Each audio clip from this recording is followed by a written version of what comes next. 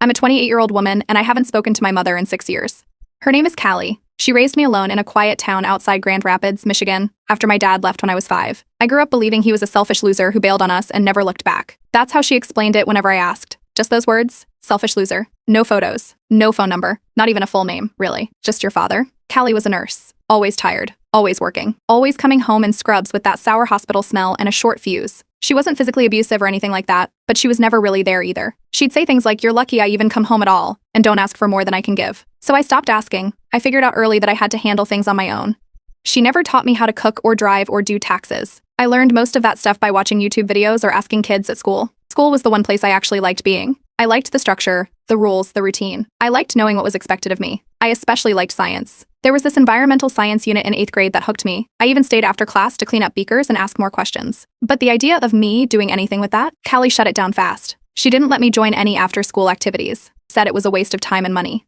I remember crying in the hallway once when the robotics club list went up and my name wasn't on it. I had signed up. The teacher told me later someone called and removed my name. I already knew who it was. By high school, Callie started pushing me towards something practical. She wanted me to do a certified nursing assistant program that the school ran in partnership with a local hospital.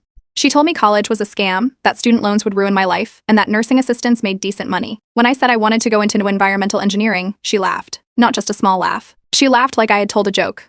Then she said, "You're not smart enough for that kind of career. Don't set yourself up to fail." So I took the nursing aid classes. I graduated, and she used her connections to get me a job at the same hospital where she worked. I didn't even get a say in it. The offer letter was on the kitchen table one morning. She made it sound like a huge favor, like she'd pulled strings for me. I said thank you. I didn't know what else to do. She told me to stay at home to save money, but she charged me $900 a month in rent. Groceries were split 50-50. Even household stuff like paper towels and light bulbs were my half. Later, I found out she had refinanced the house and maxed out 2 credit cards. I wasn't helping with the bills. I was bailing her out. The only reason I didn't lose my mind was because of Kai. We'd been friends since sophomore year.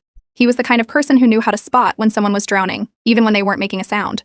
He kept telling me I was wasting my potential, that I was more than just a girl in scrubs changing bedpans. I didn't believe him at first, but then he started sneaking me printouts of community college classes. One day, he handed me a night class schedule with 3 words underlined: "You can start here." I enrolled without telling anyone. Just one class, Intro to Environmental Systems, paid out of pocket. Went straight from my shift at the hospital to a night campus across town. It was exhausting, but it felt like I could breathe for the first time. When Callie found out, she went nuclear. She said I was ungrateful, disloyal, reckless. She called me a failure. Said I'd never survive on my own. Told me to quit and focus on real life. When I refused, she kicked me out. I was 22 when I moved into a tiny apartment with Kai. The place had water stains on the ceiling and the oven barely worked. But it was mine. I kept working full-time and kept taking classes. Slowly. A couple at a time. I learned how to budget, learned how to fix a broken garbage disposal, learned how to sleep 4 hours a night, and still show up for both school and work. Callie cut me off completely. No